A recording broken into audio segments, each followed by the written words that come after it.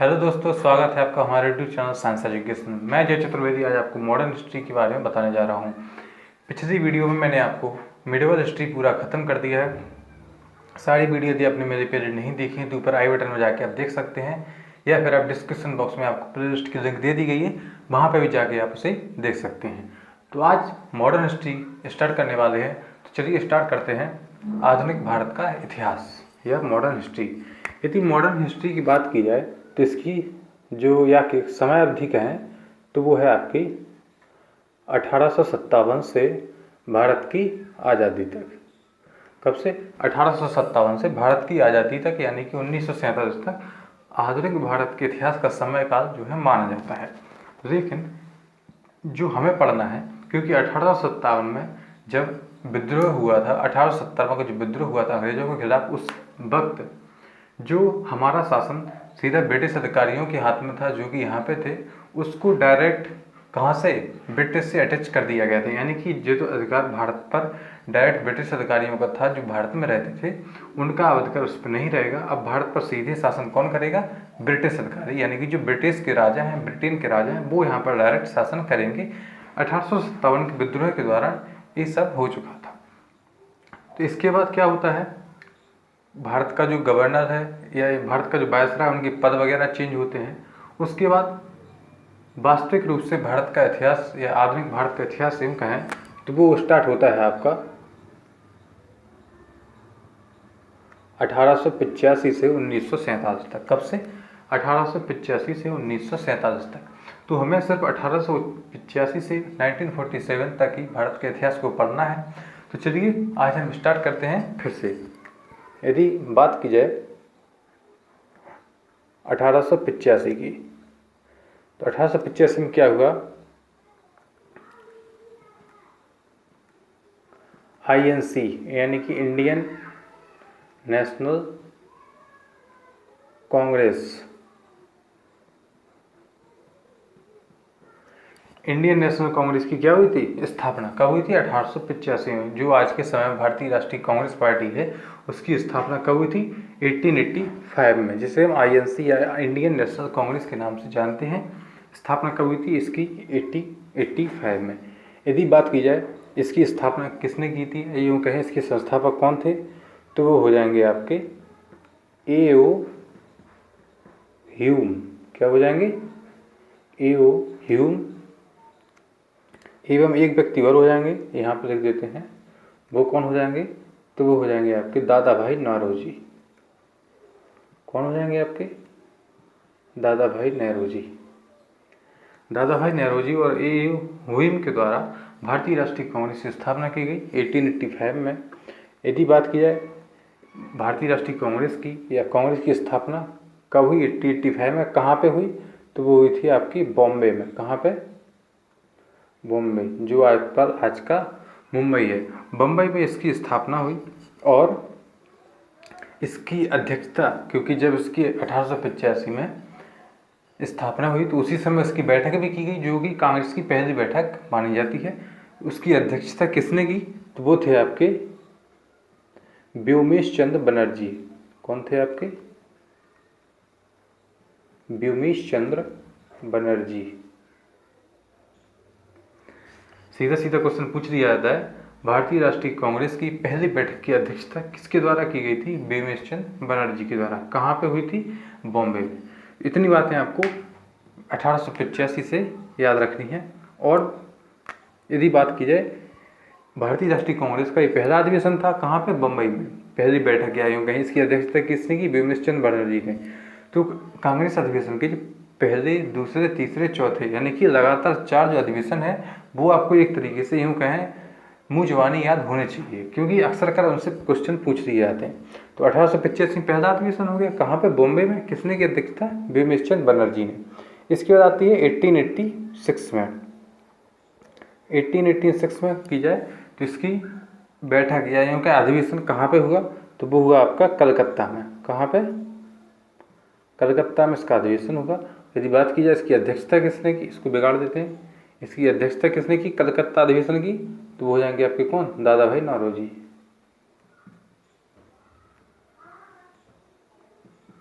दादा भाई नेहरू जी। इसके बाद तीसरा अधिवेशन कब हुआ? 1887 में।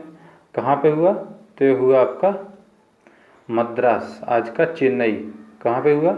मद्रास में कांग्रेस का तीसरा अधिवेशन हुआ। इसकी अध्यक्षता किसने की? तो इसकी अध्यक्षता की आपकी बदरुद्दीन तैयब जी। कौन? बदरुद्दीन तैयब।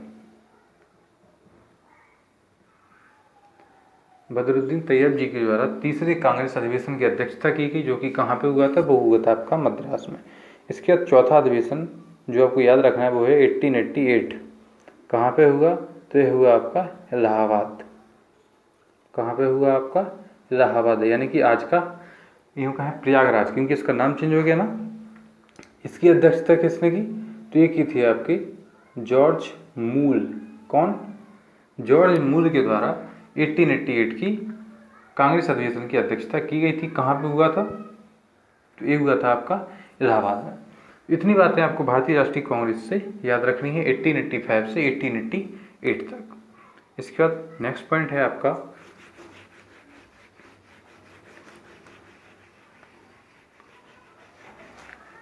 आगे की बात की जाए, इसके बाद सीधा आता है 1905 यानी कि 1905। 1905 में 16 अक्टूबर को क्या हुआ? बंगाल विभाजन। 16 अक्टूबर को बंगाल का विभाजन कर दिया गया। किसके द्वारा? ब्रिटिशर्स के द्वारा ही किया गया होगा, और कौन करेगा विभाजन? 1905 में 16 अक्टूबर 1905 को बंगाल का विभाजन हुआ। उस समय यदि देखा जाए तो भारत का वायसराय कौन था? तो वो था आपका लॉर्ड कर्जन। लॉर्ड कर्जन जो है उस समय भारत का वायसराय हुआ करता था। कब? 1905 में, जब बंगाल विभाजन हुआ। कब? 1905 में। बंगाल विभाजन कब हुआ? 1905 में। उस समय भारत का वायसराय कौन था? Lord Curzon. इसके बाद 1905 में ही क्या हुआ? जब बंगाल का विभाजन कर दिया। बंगाल का विभाजन करने का इनका मतलब ये था, इन्होंने जैसे मान लो ये बंगाल है, तो इन्होंने इसे इस प्रकार से डिवाइड कर दिया था, ये आपका ईस्ट बंगाल और ये आपका वेस्ट बंगाल। इसका मतलब क्या था? इन्होंने इसलिए किया था इन्होंने क्योंकि ये भारत के लोगों को तोड़ना चाह रहे थे। भारत के लोगों की एकता को तोड़ने के लिए इन्होंने क्या किया? बंगाल का विभाजन कर दिया। क्योंकि कहीं पे भी लोग मान लीजिए इकट्ठे रह रहे हों, यदि उनके बीच में 2 पार्टियां बना दीजिए तो कितना भी वो एक साथ रह रहे हैं, लेकिन उनके मन में थोड़ा बहुत बैर आ ही जाएगा। उसी को मद्देनजर रखते हुए कांग्रेस ने क्या किया? तो बंगाल का विभाजन कर दिया 1905 में। इसी के विरोध में 1905 में ही स्वदेशी आंदोलन की स्टार्ट हुई। स्वदेशी आंदोलन चलाया गया। स्वदेशी आंदोलन जिसे हम बंग भंग आंदोलन के नाम से भी जानते हैं। कब? कौन सा आंदोलन? स्वदेशी आंदोलन। किसके विरोध में? बंगाल विभाजन के विरोध में। किसके द्वारा चलाया गया? तो ये चलाया गया था आपका सुरेंद्रनाथ बनर्जी। किसके द्वारा?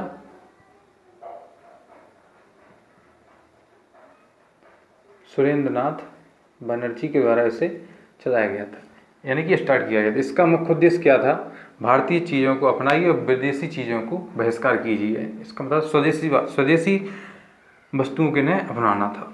यही स्वदेशी आंदोलन का मूल उद्देश्य था। इसके बाद क्या हुआ? 1906 में, ये तो 1905 की बात हो गई। 1906 में क्या हुआ? मुस्लिम लीग की स्थापना हुई। किसकी? मुस्लिम लीग। पहले उन्होंने बंगाल विभाजन कर दिया। इससे क्या हुआ? हिंदू और मुस्लिम में थोड़ी मतभेद हो गए, जिसके चलते 1906 में जो पहले हिंदू और मुस्लिम ने मिलकर कांग्रेस की शुरुआत की थी, किसके लिए? भारत को आज़ादी प्राप्त कराने के लिए एक शुरुआत की थी, भारतीय राष्ट्रीय कांग्रेस की स्थापना करके। लेकिन उसी में विभाजन हो गया, नई लीग की स्थापना हो गई, जिसका नाम क्या था? मुस्लिम लीग। यदि बात की जाए इसके फाउंडर कौन थे, या यूँ कहें इसकी स्थापना किसने की थी, तो वो थे आपके आगा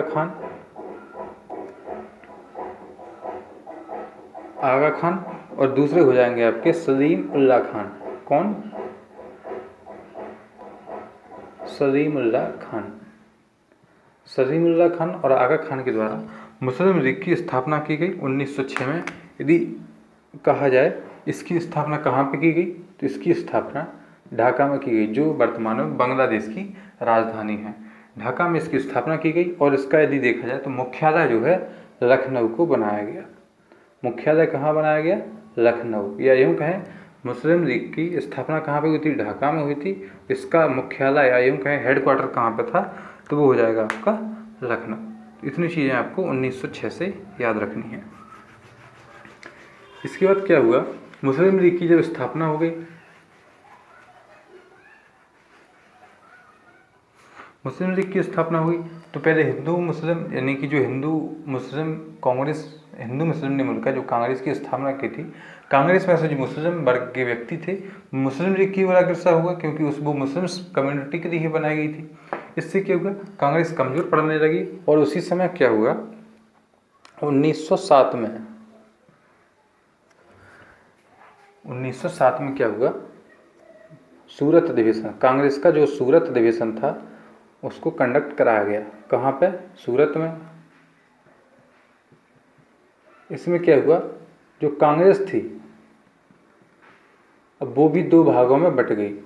कांग्रेस जो थी भारतीय राष्ट्रीय कांग्रेस, उसे भी दो भागों में बांट दिया गया। उनका है उनके कांग्रेस के अंदर जो व्यक्ति थे उनके अंदर मतभेद हो गया और कांग्रेस को दो भागों में बांटना पड़ा।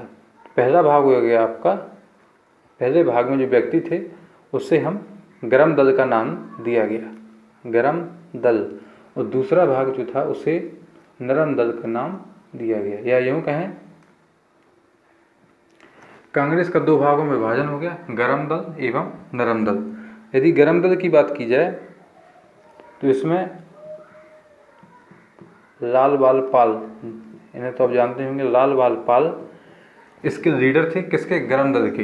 या यूँ कहें इन्होंने इसकी स्थापना की थी। और नरम दल के जो लीडर हो जाएंगे वो हो जाएंगे गोपाल कृष्ण गोखले, जिन्हें महात्मा गांधी का गुरु भी कहा गया।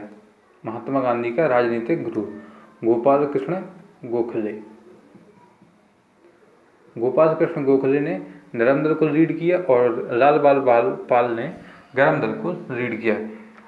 गरम दल के व्यक्ति थे, उनका मानना यह था कि आज़ादी मांगने से नहीं मिलेगी, उसके लिए हमें संघर्ष करना पड़ेगा। उन्हें जैसा वो कर रहे हैं हमें उन्हीं के अकॉर्डिंग या यूँ कहें उनके विरोध में न केवल शांत बैठने से कुछ नहीं होगा, हमें भी अपने हथियार उठाने होंगे। लेकिन जो नरम दल के व्यक्ति थे इनका मानना था नहीं, हम शांतिपूर्ण तरीके से अपनी आज़ादी को प्राप्त करेंगे। इसीलिए कांग्रेस से मतभेद हो गया और दो दलों में उसका विभाजन हो गया, गरम दल एवं नरम दल। कब हुआ? ये हुआ आपका सूरत अधिवेशन में। कब हुआ? तो ये हुआ था आपको 1907 में। ठीक है। यदि बात की जाए इसकी अध्यक्षता किसने की थी? जब कांग्रेस का विभाजन हुआ 1907 में सूरत अधिवेशन में, इसकी अध्यक्षता किसने की थी? इसकी अध्यक्षता की थी आपने, कौन थे आपके? रास बिहारी घोष। कौन थे आपके? रास बिहारी घोष। इतनी बातें आपको याद रखनी है। इसके बाद 1909 में मॉडल मिंटो सुधार आता है। मॉडल मिंटो बिल आता है आपका कब? 1909 में। 1909 में आपका मॉडल मिंटो आता है। इसमें क्या करता? भारत में एक तरीके से यूँ कहें चुनाव की प्रक्रिया को लेकर एक बिल आया था। हालांकि इसे अभी समझना ज़्यादा उतना महत्वपूर्ण नहीं है, क्योंकि जिस हिसाब से हम लोग पढ़ रहे हैं अभी हम क्या कर रहे हैं, पॉइंट टू पॉइंट डिस्कशन कर रहे हैं, इंपोर्टेंट टू इंपोर्टेंट। आपको इतना याद रखना है मॉडल मिंटो अधिनियम कब आया? तो आपका 1909 में मॉडल मिंटो सुधार अधिनियम या बिल जो है 1909 में आया था। इसके बाद 1911, उसके बाद आते हैं क्या? 1911। 1911 में क्या हुआ? दिल्ली दरबार का आयोजन किया गया। क्या किया गया? दिल्ली दरबार का आयोजन किया गया। दिल्ली दरबार का आयोजन क्यों किया गया? तो ब्रिटिश के जो राजा थे जॉर्ज पंचम, कौन? जॉर्ज फिफ्थ या यूँ कहें जॉर्ज पंचम, और आपकी रानी मैरी यानी कि क्वीन मैरी के सम्मान में जो है दिल्ली दरबार का आयोजन किया गया था 1911 में। यदि बात की जाए इसको लीड कौन कर रहा था दिल्ली दरबार को, तो वो हो जाएंगे आपके लॉर्ड हार्डिंग। कौन हो जाएंगे?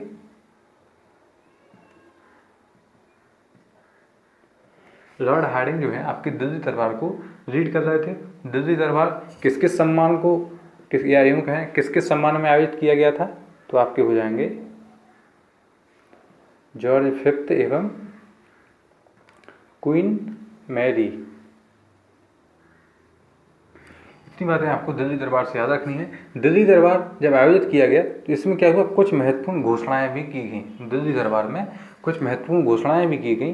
क्या किया गया कि भारत की राजधानी है इस समय, या यूँ कहें इस 1911 में तत्कालीन समय में भारत की राजधानी कहाँ थी, भारत की राजधानी थी कलकत्ता। लेकिन जब दिल्ली दरबार आयोजित किया गया तो उसमें कहा गया कि भारत की राजधानी जो है उसे कलकत्ता से दिल्ली स्थापित कर दिया जाएगा, या यूँ कहें दिल्ली को भारत की राजधानी बनाया जाएगा। ऐसा 1911 में दिल्ली दरबार में घोषणा हुई कि भारत की राजधानी कलकत्ता से हटाकर दिल्ली बना दी जाएगी।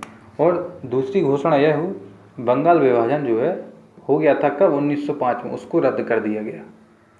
बंगाल विभाजन को जो है रद्द कर दिया गया कब, दिल्ली दरबार में 1911 में। एक बात याद रखना, कभी कभी पूछ लिया जाता है कि भारत की राजधानी को दिल्ली, या यूँ कहें दिल्ली को भारत की राजधानी कब बनाया गया। दो क्वेश्चन बनेंगे ऐसे।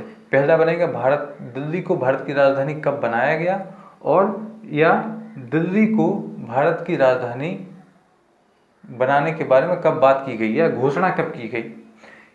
समझ रहे हैं ना, दो क्वेश्चन कैसे बनेंगे। दिल्ली को भारत की राजधानी कब बनाया गया, तो आपका हो जाएगा आंसर कितना, 1912। यदि देखा जाए और कहा जाए कि दिल्ली को भारत की राजधानी बनाने की घोषणा कब की गई, तो 1911, क्योंकि 1911 में दिल्ली दरबार में दिल्ली को राजधानी के रूप में घोषणा की गई, 1912 में से स्थगित कर दिया गया। इतनी बातें आपको दिल्ली दरबार से याद रखनी है। इसके बाद आता है आपका 1913, या यूँ कहें 1913। 1913 में क्या होता है, आपका गदर पार्टी की स्थापना होती है। किसकी, गदर पार्टी की स्थापना होती है।